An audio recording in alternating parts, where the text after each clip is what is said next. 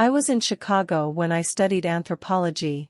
By means of detailed ethnographies, I visited fascinating peoples all over the world. I went to Central America and studied the advanced cultures of the Mayans and the Aztecs. I crossed the Pacific and studied the tribal peoples of Melanesia and Polynesia. I studied the Eskimos of the northern tundra and the Aboriginal Ainus of Japan. I examined the cultural patterns surrounding love and marriage and found that in every culture I studied, gift-giving was a part of the love-marriage process. Anthropologists are enamored by cultural patterns that tend to pervade cultures, and so was I. Could it be that gift-giving is a fundamental expression of love that transcends cultural barriers? Is the attitude of love always accompanied by the concept of giving? Those are academic and somewhat philosophical questions, but if the answer is yes, it has profound practical implications for North American couples. I took an anthropology field trip to the island of Dominica. Our purpose was to study the culture of the Carib Indians, and on the trip I met Fred. Fred was not a Carib but a young black man of 28 years. Fred had lost a hand in a fishing by dynamite accident. Since the accident, he could not continue his fishing career. He had plenty of available time, and I welcomed his companionship. We spent hours together talking about his culture. Upon my first visit to Fred's house, he said to me, "Mr. Gary, would you like to have some juice?" To which I responded enthusiastically. He turned to his younger brother and said, "Go get Mr. Gary some juice."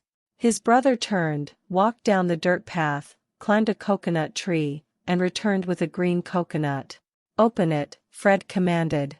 With 3 swift movements of the machete, his brother uncorked the coconut, leaving a triangular hole at the top. Fred handed me the coconut and said, "Juice for you." It was green, but I drank all of it because I knew it was a gift of love. I was his friend, and to friends you give juice. At the end of our weeks together, as I prepared to leave that small island, Fred gave me a final token of his love. It was a crooked stick 14 inches in length which he had taken from the ocean. It was silky smooth from pounding upon the rocks. Fred said that the stick had lived on the shores of Dominica for a long time, and he wanted me to have it as a reminder of the beautiful island. Even today when I look at that stick, I can almost hear the sound of the Caribbean waves, but it is not as much a reminder of Dominica as it is a reminder of love. A gift is something you can hold in your hand and say, "Look, he was thinking of me," or, "She remembered me." You must be thinking of someone to give him a gift. The gift itself is a symbol of that thought. It doesn't matter whether it costs money. What is important is that you thought of him. And it is not the thought implanted only in the mind that counts, but the thought expressed in actually securing the gift and giving it as the expression of love. Mothers remember the days their children bring a flower from the yard as a gift. They feel loved, even if it was a flower they didn't want picked. From early years, children are inclined to give gifts to their parents, which may be another indication that gift-giving is fundamental to love. Gifts are visual symbols of love. Most wedding ceremonies include the giving and receiving of rings. The person performing the ceremony says, "These rings are outward and visible signs of an inward and spiritual bond that unites your two hearts in love that has no end." That is not meaningless rhetoric. It is verbalizing a significant truth symbol that has emotional value.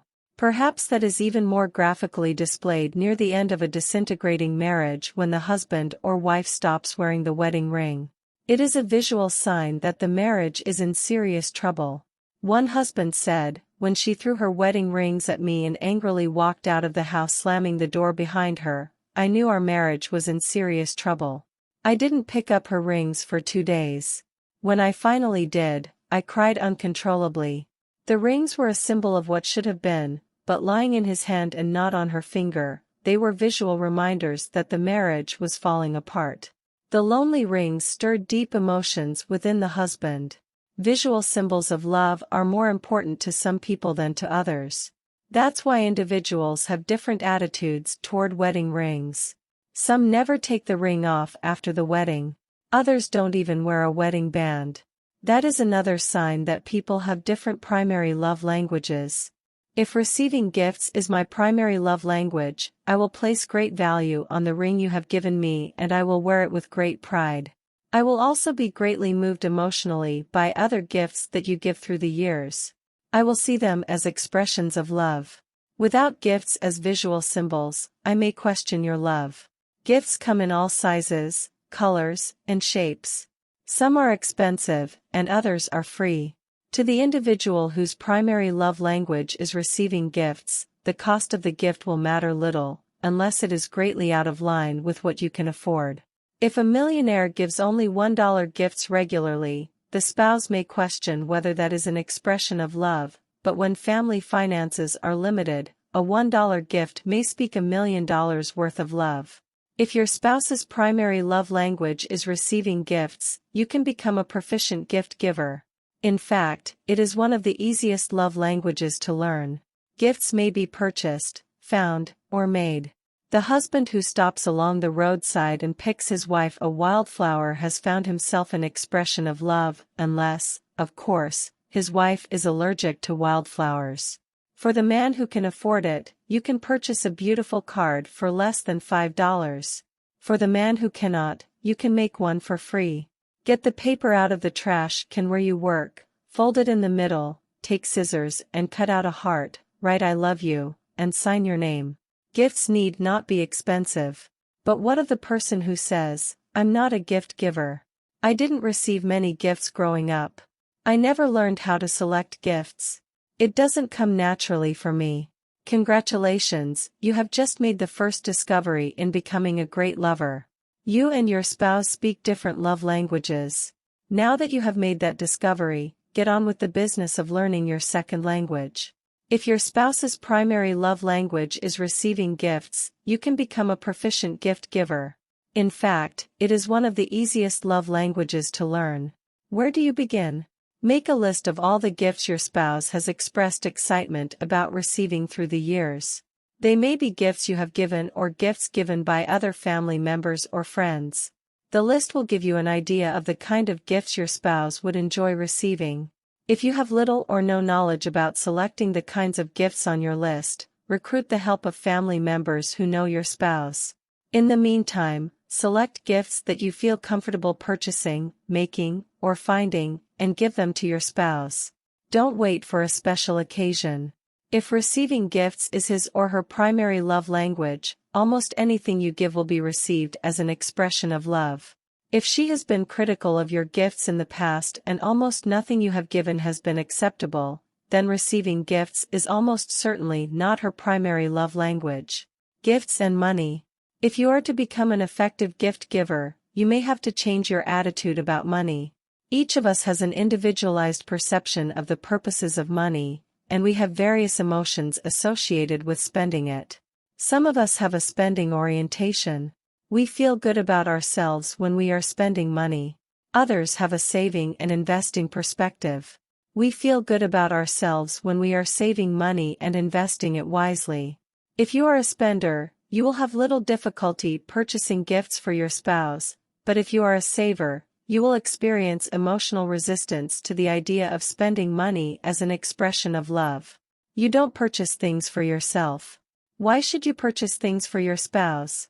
But that attitude fails to recognize that you are purchasing things for yourself. By saving and investing money, you are purchasing self-worth and emotional security. You are caring for your own emotional needs in the way you handle money. What you are not doing is meeting the emotional needs of your spouse. If you discover that your spouse's primary love language is receiving gifts, then perhaps you will understand that purchasing gifts for him or her is the best investment you can make. You are investing in your relationship and filling your spouse's emotional love tank, and with a full love tank, he or she will likely reciprocate emotional love to you in a language you will understand. When both persons' emotional needs are met, your marriage will take on a whole new dimension. Don't worry about your savings. You will always be a saver, but to invest in loving your spouse is to invest in blue-chip stocks. The gift of self.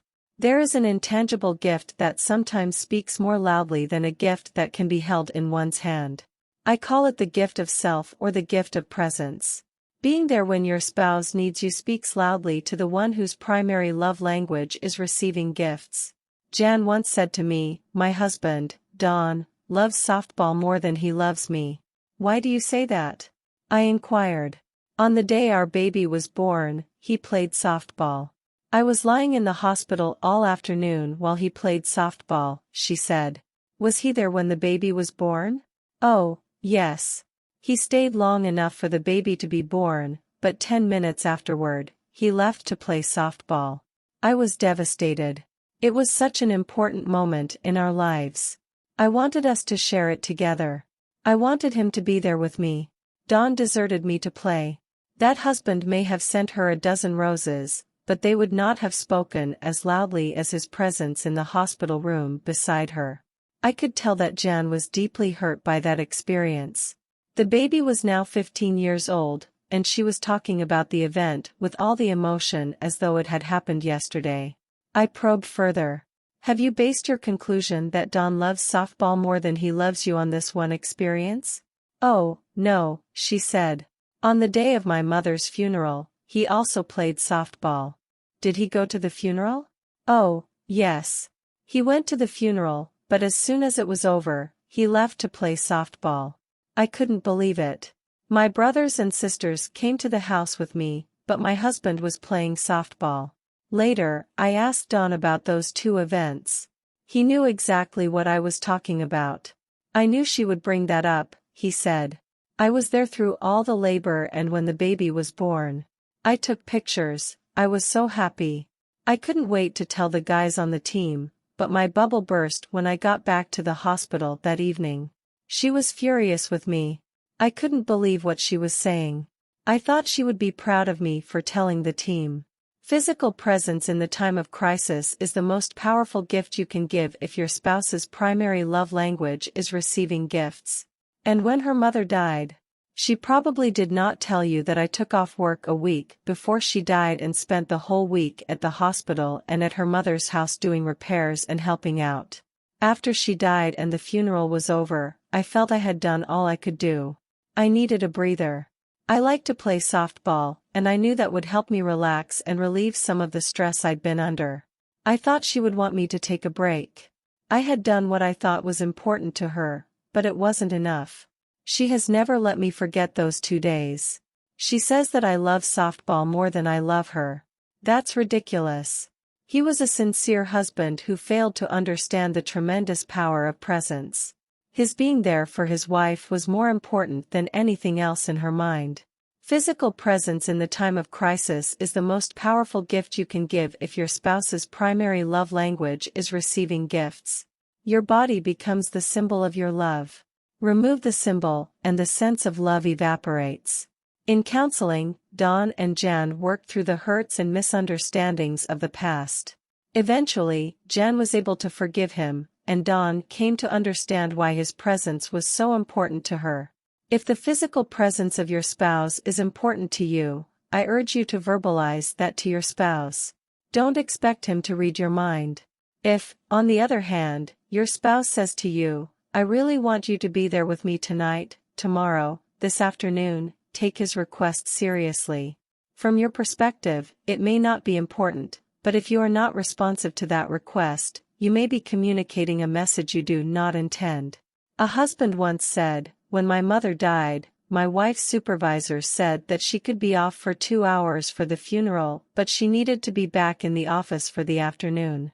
My wife told him that she felt her husband needed her support that day and she would have to be away the entire day." The supervisor replied, "If you are gone all day, you may well lose your job."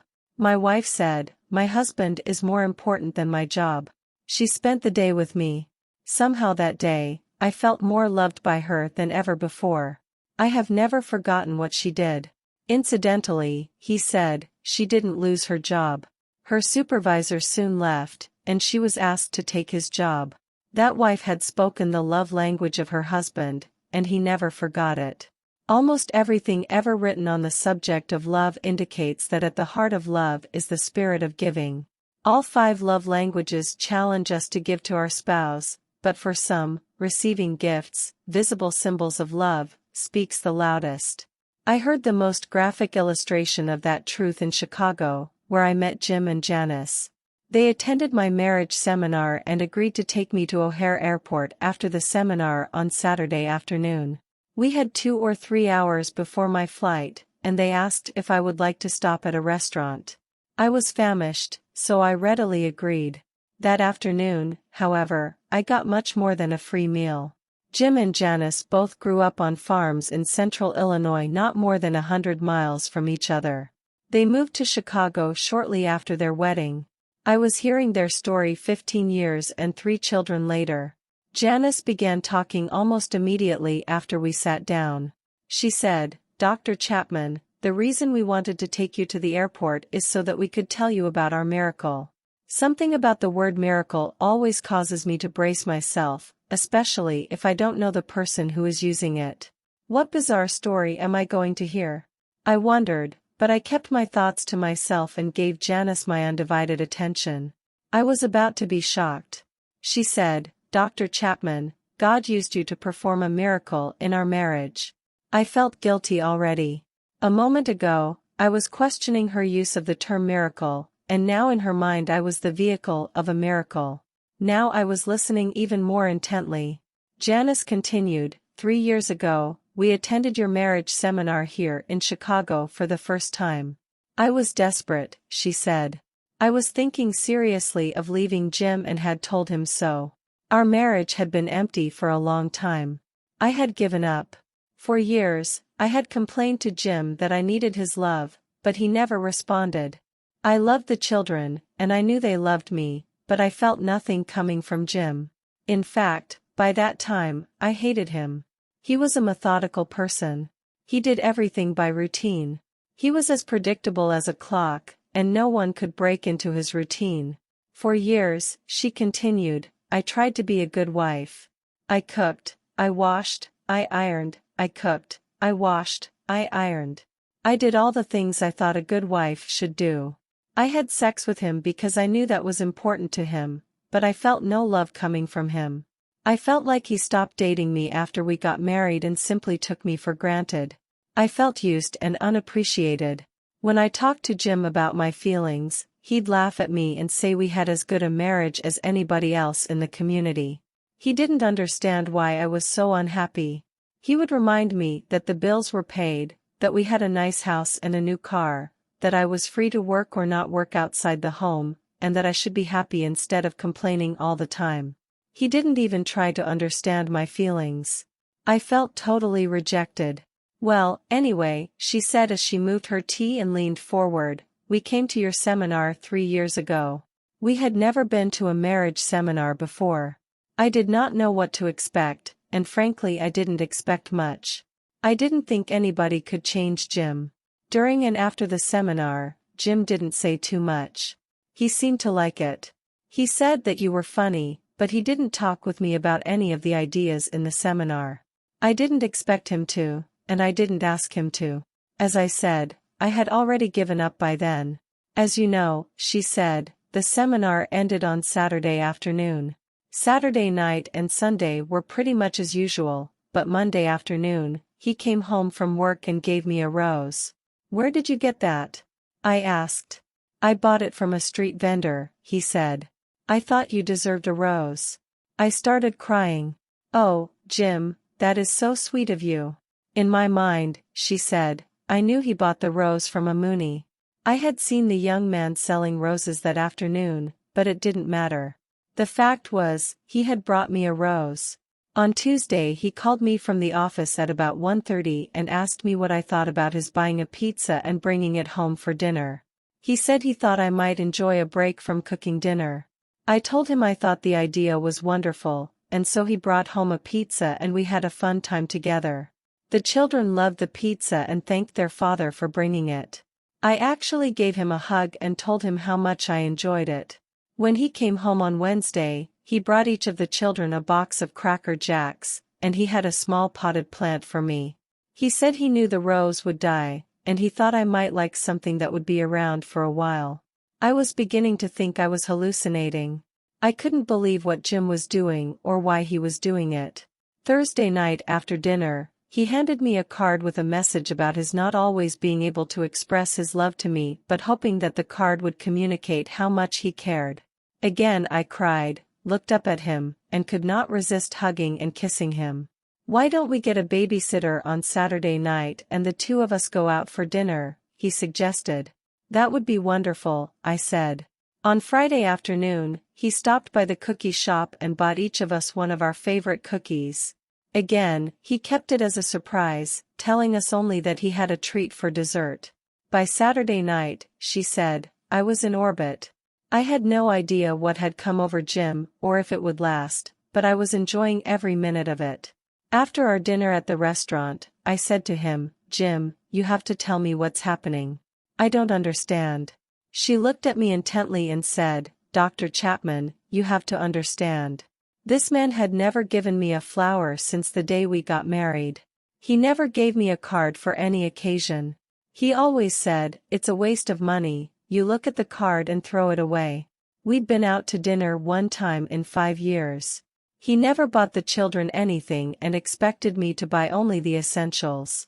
He had never brought a pizza home for dinner. He expected me to have dinner ready every night. I mean, this was a radical change in his behavior." I turned to Jim and asked, "What did you say to her in the restaurant when she asked you what was going on?" "I told her that I had listened to your lecture on love languages at the seminar and that I realized that her love language was a gift. I also realized that I had not given her a gift in years, maybe not since we had been married. I remembered that when we were dating I used to bring her flowers and other small gifts, but after marriage I figured we couldn't afford that. I told her that I had decided that I was going to try to get her a gift every day for 1 week and see if it made any difference to her. I had to admit that I had seen a pretty big difference in her attitude during the week. I told her that I realized that what you said was really true and that learning the right love language was the key to helping another person feel loved. I said I was sorry that I had been so dense for all those years and had failed to meet her need for love. I told her that I really loved her and that I appreciated all the things she did for me and the children. I told her that with God's help, I was going to be a gift giver for the rest of my life. She said, "But, Jim, you can't go on buying me gifts every day for the rest of your life. You can't afford that." "Well, maybe not every day," I said, "but at least once a week. That would be 52 more gifts per year than what you have received in the past 5 years. I continued, "And who said I was going to buy all of them? I might even make some of them, or I'll take Dr. Chapman's idea and pick a free flower from the front yard in the spring." Janice interrupted, "Dr. Chapman, I don't think he has missed a single week in 3 years. He is like a new man. You wouldn't believe how happy we have been. Our children call us lovebirds now. My tank is full and overflowing." I turned to Jim and asked, "But what about you, Jim? Do you feel loved by Janice?" "Oh, I've always felt loved by her, Dr. Chapman. She is the best housekeeper in the world. She is an excellent cook. She keeps my clothes washed and ironed. She is wonderful about doing things for the children. I know she loves me." He smiled and said, "Now, you know what my love language is, don't you?" I did, and I also knew why Janice had used the word miracle. Gifts need not be expensive, nor must they be given weekly. But for some individuals, their worth has nothing to do with monetary value and everything to do with love. In Chapter 7, we will clarify Jim's love language. If your spouse's love language is receiving gifts. 1. Try a parade of gifts. Leave a box of candy for your spouse in the morning, yogurt candy if health is an issue. Have flowers delivered in the afternoon, unless your spouse is allergic to flowers. Give him a shirt in the evening. When your spouse asks, "What is going on?" you respond, "Just trying to fill your love tank." 2. Let nature be your guide. The next time you take a walk through the neighborhood, keep your eyes open for a gift for your spouse. It may be a stone, a stick, or a flower. Be sure to ask your neighbor if the flower is not in your own yard. You may even attach special meaning to your natural gift. For example, a smooth stone may symbolize your marriage with many of the rough places now polished. A rose may remind you of the beauty you see in your spouse. 3. Discover the value of handmade originals. Make a gift for your spouse. This may require you to enroll in an art or crafts class, ceramics, silversmithing, painting, wood carving, etc. Your main purpose for enrolling is to make your spouse a gift. A handmade gift often becomes a family heirloom. 4. Give your spouse a gift every day for 1 week. It need not be a special week, just any week. I promise you it will become the week that was. If you are really energetic, you can make it the month that was. No, your spouse will not expect you to keep this up for a lifetime. 5. Keep a gift idea notebook. Every time you hear your spouse say, "I really like that," or "Oh, I would really like to have one of those," write it down in your notebook. Listen carefully and you will get quite a list. This will serve as a guide when you get ready to select a gift. To prime the pump, you may look through a shopping catalog together. 6. Help! I'm confused. If you really don't have a clue as to how to select a gift for your spouse, ask a friend or family member who knows your wife or husband well to help you. Most people enjoy making a friend happy by getting them a gift, especially if it is with your money. 7. Offer the gift of presents. Say to your spouse, "I want to offer the gift of my presence at any event or on any occasion you would like this month. You tell me when, and I will make every effort to be there." Get ready. Be positive. Who knows, you may enjoy the symphony or the hockey game. 8. Give your spouse a book and agree to read it yourself. Then offer to discuss a chapter together each week. Don't choose a book that you want him or her to read. Choose a book on a topic in which you know your spouse has an interest: sex, football, needlework, money management, child rearing, religion, or backpacking. 9. Give a lasting tribute. Give a substantial gift to your spouse's church or favorite charity in honor of her birthday, your anniversary, or another occasion. Ask the charity to send a card informing your spouse of what you have done. The church or charity will be excited and so will your spouse. 10. Give a living gift. Purchase and plant a tree or flowering shrub in honor of your spouse. You may plant it in your own yard, where you can water and nurture it, or in a public park or forest where others can also enjoy it. You will get credit for this 1 year after year. If it is an apple tree, you may live long enough to get an apple. One warning: don't plant a crab apple tree.